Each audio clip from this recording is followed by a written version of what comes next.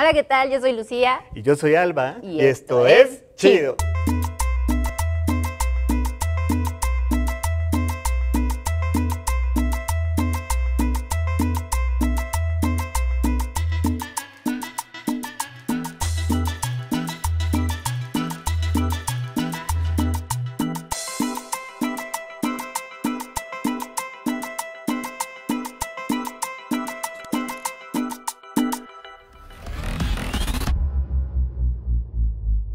Bienvenidos y bienvenidas a un nuevo programa de Chido.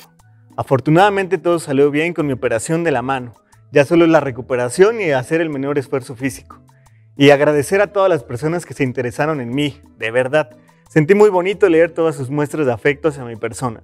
Agradecer a todo el hospital universitario que ¡ala! ¡Qué nivel de profesionalismo, la verdad! Radiólogos, anestesiólogas, nutriólogas, enfermeros, enfermeras, doctores en especial de traumatología y ortopedia que estuvieron al pendiente de mi operación y en general de todo mi caso, ¿no? Obviamente también a mi familia que como siempre ha estado al pie del cañón, a Judy, a Edith, mi papá y mi mamá. Gracias. Pero bueno, vamos a seguirle porque me estoy sintiendo como si me estuviera graduando ya aquí agradeciendo a todo el mundo, ¿no? Sí, la verdad. Qué bueno que ya hayas salido de esto y que estés en camino a tu recuperación. Sí. Que todo vaya bien. Y bueno, gracias a eso también tenemos un nuevo episodio de hoy que está bastante chingón. ¿Te ha pasado que vas caminando por la calle y de repente se te acaba la banqueta? Sí. O peor, ¿no? Que vas caminando y te topas con Don Chingón, que ya extendió su cochera y entonces tienes que bajar de la banqueta para seguir tu camino. Eso en menor escala. Pero imaginemos este escenario, ¿no? Personas con alguna discapacidad motriz que deben subir a la de a fuerzas un puente. O esos cruces donde se privilegia el auto, ¿no? Donde tú te tienes que idear toda una estrategia para que puedas pasar de un punto a otro, que tienes que estar pensando, me voy a cruzar de aquí a la derecha, luego cruzo esta calle y tienes que idearte todo un plan, ¿no? Claro, ¿no? O también falta un poco de estos espacios, lugares de esparcimiento donde puedes salir a caminar, o correr, o despejarte, o simplemente descansar, ¿sabes? Como estar en paz. Pero bueno, la neta es que esto es parte de un todo, es parte de diseñar ciudades.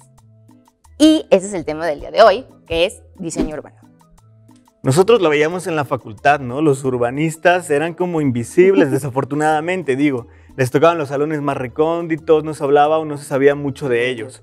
Podías diferenciar a gente de arquitectura, ¿no? Sí. Los de diseño gráfico, que la neta sí éramos como muy visibles, todos muy estrafalarios. Pero urbanismo era como de que, hey, güey, ¿estudian aquí? Aparte eran como grupos súper pequeños, ¿no? Sí, la verdad, mira, en lo personal, yo sí sabía que era un urbanista, pero de estas carreras a veces muy desvalorizadas, ¿no? Que nadie les pone mucha atención hasta que sales ya al mundo de verdad y te das cuenta de la importancia que es hablar sobre ellos y de hablar de la calidad de vida de los ciudadanos, la movilidad y la sostenibilidad de las ciudades. Sí, la calidad de vida, que son las condiciones, ¿no? que las personas tienen el derecho de gozar, ¿no? Para satisfacer sus necesidades. Esto de modo que no solo se sobreviva, ¿no? Sino que se viva con comodidad. Así es, por ejemplo, yo en un caso particular voy manejando luego por el Boulevard 5 de Mayo, ¿no? Y esta zona enfrente del Sench, que ahí están estos árboles gigantes que te dan sombra, bueno, cuando hay un día muy soleado, te dan sombra y la verdad es muy fresco. O también cuando ya se va ocultando el sol y los pajarillos llegan a sus árboles y el ruido que hacen, a mí me da eso mucha paz. Me gusta. Sí, la neta se siente bien relajante, ¿no? Pasar por ahí justo cuando va atardeciendo. Yo también he pasado ahí con el auto, pero a ver, les voy a contar, ¿no? Yo decidí comprarme un auto y endeudarme incluso porque justamente no veía las condiciones para seguir utilizando el transporte público. O la bici, que durante muchos años pues la ocupé, ¿no? Y es triste declinar a tus ideales, ¿no? Es triste decirle, híjole, por ahora no, porque no veo, ¿no? Alguna vez manejando la bicicleta, pues me pasó a arrollar un camión y un auto, ¿no? Entonces como que sí te comienza a dar miedo, ¿no? Pero es justo esto, ¿no? Lo que tenemos que buscar, mejorar las condiciones para que la mayoría de personas podamos utilizar un transporte público y digno. Ahí viene el siguiente punto. Movilidad urbana. Movilidad urbana es el movimiento de las personas y bienes en las ciudades, independientemente del medio que utilicen para desplazarse, ya sea a pie, transporte público, automóvil, bicicleta, etc. Entendemos que en México, en Puebla, hay muchos factores que imposibilitan la transportación eficiente. Si esto no existiera y todo fuera tan maravilloso, ¿cuál sería tu transporte ideal para moverte en la ciudad? Mío. Sí. Pues yo creo que sería el metro, la verdad, porque es rápido y barato, ¿no? Ok. Por ejemplo, como en la Ciudad de México, la neta es que el sistema de movilidad del metro es muy bueno, te lleva de un extremo a otro Sí. dentro de la ciudad, ¿no? Pero muy bueno, para mí sería el metro. ¿Y el tuyo? El mío sería una combinación, ¿sabes? Entre bicicleta y transporte público. Mi sueño así desde hace muchos años ha sido que agarre la bicicleta, que salga de la casa, que agarre la bicicleta y pueda llegar a una estación donde pueda abordar con ella el transporte Porque público. no, casi ningún transporte público te No, deja, ¿no? al menos aquí en Puebla, pues no. A lo mejor sí lo he visto en la Ciudad de México con el Metrobús, pero aquí no. Entonces, que puedas llevar tu bicicleta y transportarte a otro lugar, ¿no? Muchísimo más lejano. Ajá. Y sigues tu camino Con la bicicleta, ¿no? Aunque en medida de lo posible también lo ideal es acortar estas distancias, ¿no? Que no tengas que tomar 2 o 3 camiones para transportarte a tu destino, ¿no? Esto ayudaría al medio ambiente, habría menos ruido auditivo y la calidad de vida sería mejor. Claro, por ejemplo, cuando iba a la universidad y me tocaba tomar el camión, una noche antes tenía que pensar así como a qué hora tenía que como pararme, arreglarme y todo para ir sentada en el camión. Porque si sabía que llegaba, pasaba esa cierta hora, me iba a ir parada. Sí, al final son esos pequeños detalles que afectan al rendimiento de cada persona, porque ya no te estás preocupando por tu trabajo, sino te tienes que estar preocupando en solucionar estos problemas de movilidad que no tendrían por qué estarte pesando o tenerlo en la mente, o como tú dices, un día anterior, planear todo tu día para, ¿sabes? O sea, lo ideal es que tú puedas salir y sepas que a qué hora pasa el camión y ya lo puedas abordar y Sí, hacer tu día con normalidad, ¿no? Aquí en Puebla, digo, en Mayorazgo, están haciendo grandes cosas para solucionar estos problemas, ¿no? En medida de lo posible, se han estado haciendo pues muchos esfuerzos y el día de hoy, pues justo tendremos como invitado a uno de los responsables que esto esté sucediendo. Así es, él es Ari Fernando Valeri, diseñador urbano ambiental por la UAP. Estudió grados de Ciencias Ambientales por la Universidad Politécnica de Valencia y de Políticas de Movilidad en el Urban Cycling Institute. Apasionado del diseño en el espacio público e impulsor de políticas y proyectos de movilidad sostenible. Y bueno, fuimos a su espacio, donde ha estado trabajando estos años para que nos mostrara lo que ha hecho y lo que está haciendo actualmente. Así que vamos a verlo. Vamos a verlo.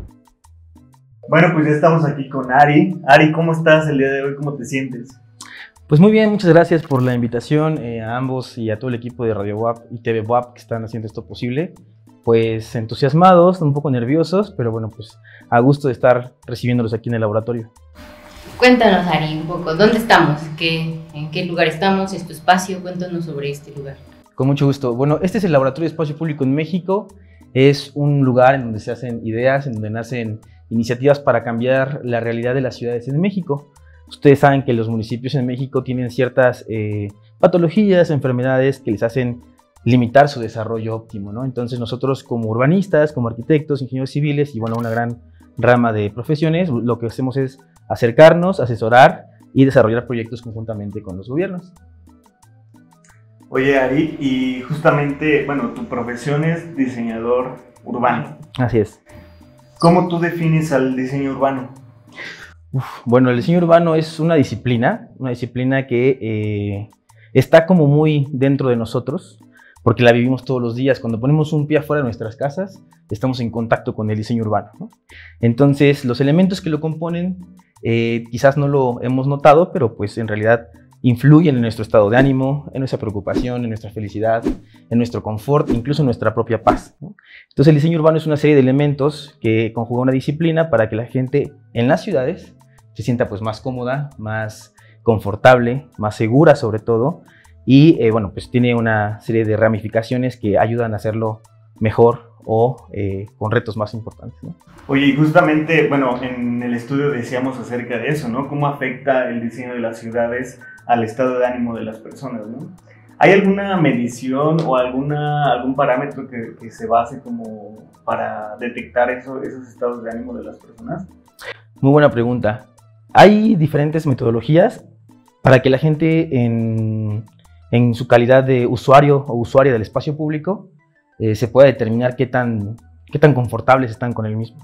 Existen los estudios de vida pública. En México apenas están están brotando ese tipo de estudios. Por ejemplo, el gobierno federal apenas hizo un manual de calles, que justamente le da lineamientos a los municipios, a los gobiernos en México, los gobiernos locales, para que sus técnicos exploren cómo se sienten las personas en el espacio público, sobre todo quienes transitamos en las calles, como peatones, como ciclistas, como usuarios del transporte público, como conductores, etcétera, ¿no? Entonces, ese tipo de mediciones ya existen. También hay etnografías que tienen que ver más con el lado social de la psique en común, pero sí ya existen algunas metodologías que podemos recurrir para interpretar cómo la gente se siente más o menos segura en las ciudades. Oye, y una duda, ¿cómo nace tu inquietud? ¿O desde niño querías ser diseñador urbano? ¿O cómo dices, quiero estudiar esto porque quiero mejorar mi ciudad, quiero mejorar la calidad de vida incluso, ¿no? de todos, tanto tuya como todos los demás?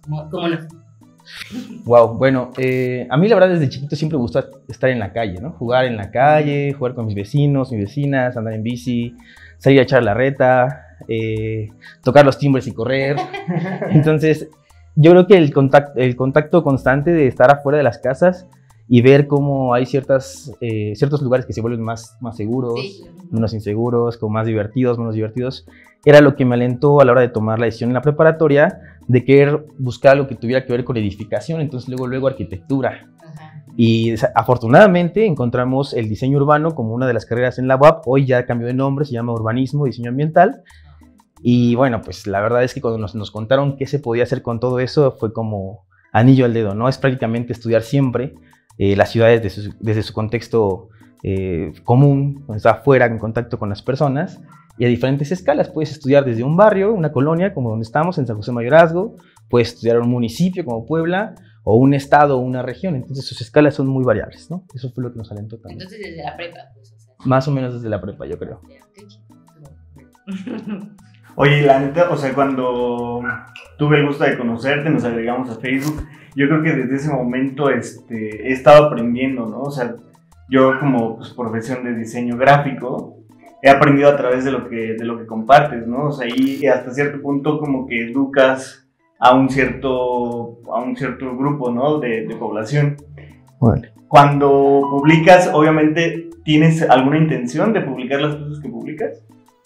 Pues fíjate que no me he puesto a pensar en eso, pero realmente lo que nos ha ganado como mucha empatía con muchas personas, esta entrevista es el caso cuando hablan nuestros vecinos y vecinas sobre los proyectos que tenemos, sí ha generado un vínculo más rápido y más fuerte de el por qué se hacen las cosas. Muchas veces las personas nos preguntan, oye, pero ¿por qué las ciudades se llenan de ciclovías? ¿Por qué crecen las banquetas, no? ¿Por qué quitan puentes peatonales? Bueno, pues entonces lo que hacemos es que día a día le buscamos orientar a las personas que están muy ajenas a todos estos temas de por qué se están haciendo estas tomas de decisión que van a impactar en nosotros el día de mañana, en nuestros hijos, en nuestros nietos, en nuestros hermanos, amigos, etc. Entonces yo creo que es como buscar empatía con las ciudades, ¿no? Con esa finalidad. Esto también dar a conocer por qué se está haciendo, ¿no? Porque yo soy como, escucho gente que dice o se queja, no, pero esto no tiene mucho caso, no hay mucha gente que lo ocupe, solo estorba porque los automóviles no pueden pasar, ¿no?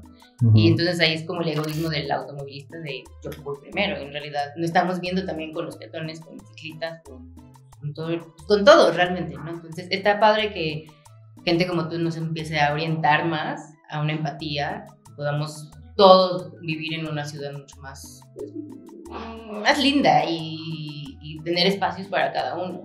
Claro. ¿No? Entonces, qué padre, me gustó mucho esta idea. Oye, y en tus proyectos, en todo lo que has trabajado, ¿qué ha sido como con lo que más te traba? O sea, como, ¿qué es lo que más te cuesta como trabajar para llegar al objetivo? Ok.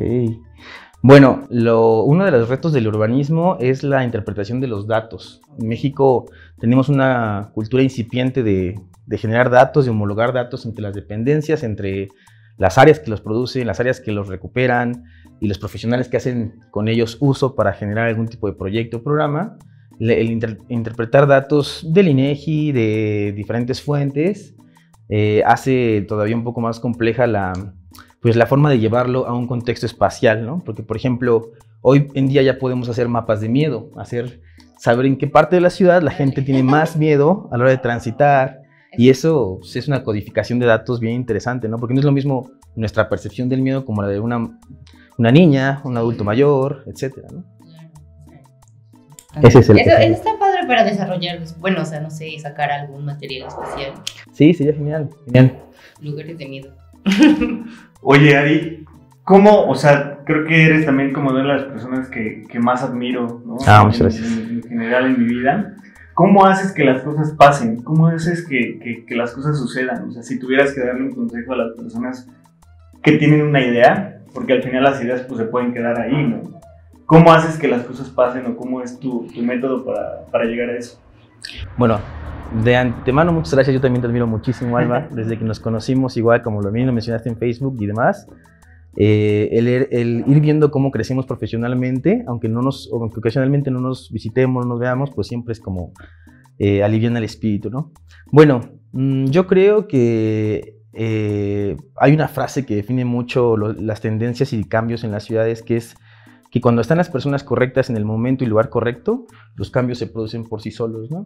Y ver florecer los proyectos así de manera esporádica es alentador a no darse por vencido, porque esta disciplina es de mucha paciencia, de mucho diálogo con las autoridades para convencerles de cuáles son esas políticas públicas que hay que ir gestionando, que hay que ir apostándole, y sobre todo con una visión a la que no estamos acostumbrados, que es el mediano y el largo plazo, ¿no?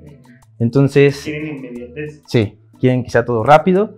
Y sí hay formas de hacer algunas cosas rápidas, pero siempre hay que tener una visión conjunta, que además sea consensuada con la ciudadanía y que no impacte de una forma radical, porque los proyectos que de pronto son muy radicales, pues van muy ajenos a la realidad y el contexto de quienes lo están viviendo, ¿no? Entonces eso es algo que hay que cuidar mucho. Yo creo que el consejo que les podría decir es que sean pacientes, que sean visionarios a mediano y a largo plazo, y que sobre todo hagan equipo con disciplinas diferentes a las suyas. Eso. Administradores públicos, politólogos, arquitectos, ingenieros, con los urbanistas nos llevamos muy bien y hacemos muy buen match, la verdad. Bueno, oye, y una pregunta así un poco utópica, ¿no? Pero, ¿cómo sería cómo crees que sería una Puebla ideal? ¿Cómo lo imaginas tú? Bueno, hay un punto de partida inquebrantable, que es que recupere su río fundacional. La ciudad de Puebla se fundó gracias al río San Francisco. Hoy ya lo embovedamos en una parte y es un bulevar, ¿no? Cuando en otras ciudades en donde se goza de gran calidad de vida, de seguridad, de confort, en donde incluso tiene que ver con el grado de obesidad de los propios habitantes, etcétera, pues son ríos abiertos, son ríos que te invitan a estar casi siempre fuera de tu casa, a disfrutar del paisaje urbano, etcétera, ¿no? Entonces yo creo que la Puebla ideal es la que recupere su río San Francisco, que lo vea nuevamente abierto, corriendo por sus calles, y que lo integre a su paisaje histórico. Imagínense, sería un paisaje colonial que suma un río increíble, con un barroco por todos lados, entonces sería algo maravilloso, y desde luego atender las periferias, ¿no? La ciudad de Puebla, así como está creciendo con esta metrópolis, tiene pues zonas de mucho rezago entre las Cholulas, en Juan Cebonilla, Cuautlancingo. Son segregaciones espaciales que hay que ir atendiendo, brindando servicios públicos, etcétera, ¿no? Entonces son retos muy, muy importantes, y desde luego el transporte público, ahí hay que meterle muchísimo para que sea ideal. Oye, Ari, pues muchas gracias por todo esto que nos has compartido. Es muy especial para nosotros siempre hablar con personas que nosotros decimos personas chidas, ¿no? Okay. Que tengan algo que compartir con todos nosotros. Pues ahorita vamos a dar un recorrido aquí en San José Mayorazgo. Nos va a acompañar el señor Jaime, Sí. que es vecino, ¿verdad? De aquí, de la colonia. Sí, Alba, es uno de nuestros vecinos pues, ejemplares. Es una persona que estudió medicina, que la verdad le guardamos un cariño a él y a su esposa Alicia, pues desde que los conocimos, gracias a Estefanía Chávez, fue la presidenta de esta mesa directiva en la colonia, pues hicimos, como él diría, match también, porque es una persona muy inquieta, ¿no? Que se preocupa por participar. Si todos nos asumimos como agentes de cambio en nuestras propias colonias, podemos hacer cosas maravillosas como las que ya vendrán a ver con don Jaime. Perfecto, Ari. Pues vamos a dar un recorrido aquí por la colonia. Venga. Pues estamos aquí en los Arcos de San José Mayorazgo con don Jaime. Cuéntenos cómo está y cómo ve el antes y el ahora de esta zona aquí en San José Mayorazgo. Pues buenas tardes, soy Jaime Lezama Sosa, soy médico jubilado y soy vecino de acá. Hace algún tiempo no me acuerdo. Ya tiene 3 años.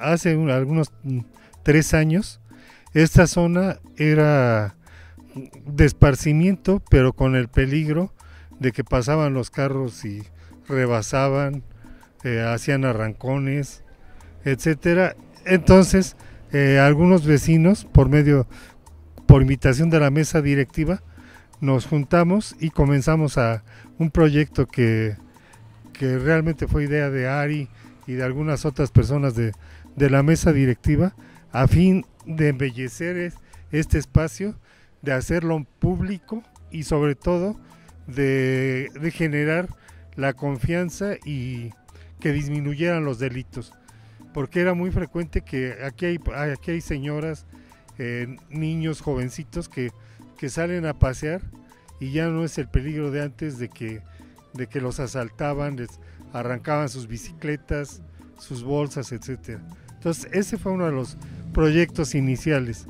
Nos dimos a la tarea de trabajar y conseguir todo lo que son las macetas, los volardos, con la participación de todos los vecinos o de una gran cantidad de vecinos.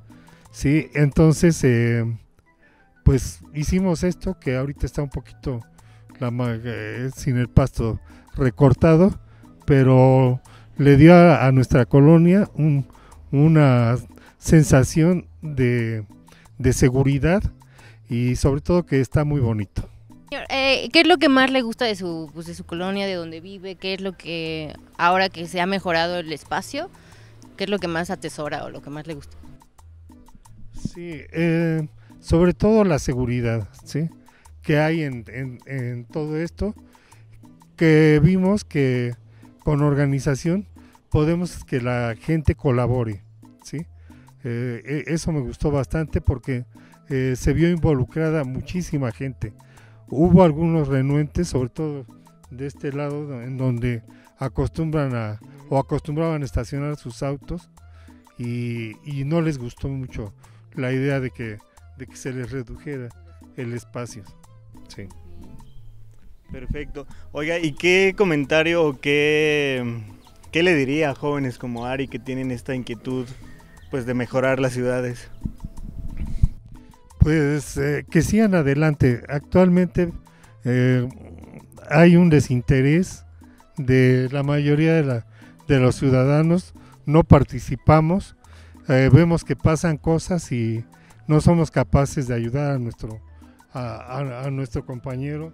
Muchas veces ni siquiera conocemos a nuestros vecinos. Entonces la participación es muy importante y sobre todo que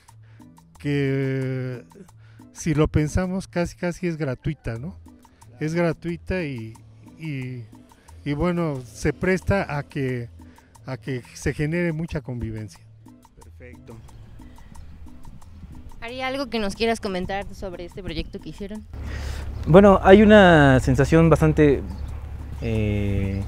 pues nostálgica, ¿no? Una historia muy breve es que una señora que cuando nos vio haciendo el proyecto, al principio pues estaba desconcertada porque no había estado como integrada a las mesas de participación que se hicieron y nos gritó, nos dijo, no, es que lo que están haciendo está mal, esto no sirve, ¿no? Y de pronto un mes después resultó que a Estefanía, una persona que es clave en todo esto, le había llevado esta señora a su abuelita, porque se conocen, una caja de bombones, ¿no? Y justamente cuando Estefanía le preguntó que quién se los había llevado, era esta misma persona buscando pues hacerle una disculpa, porque después entendió, ya viendo el espacio, cómo cambió, cómo se volvió más seguro y cómo pues logramos que la gente empezara a hacer más cohesión, ¿no? Entonces pues es una anécdota bonita que habla sobre cómo el espacio público nos puede convencer de una vida diferente. Cambiar, qué bueno, Perfecto. sí, me parece muy bien. Pues esto fue un gran aprendizaje, ¿no? De cómo es que se organizan las ciudades, cómo es que nos organizamos también entre personas, ¿no? Y cómo eso puede ayudar pues a la mejora de... Yo siempre he dicho, ¿no? Como cuando se mejora tu colonia, puedes mejorar tu ciudad y después puedes mejorar tu estado, tu país, ¿no? O sea, empezar por tu colonia puede hacer grandes cambios, ¿no? Perfecto, pues ¿algo más que nos quieran compartir?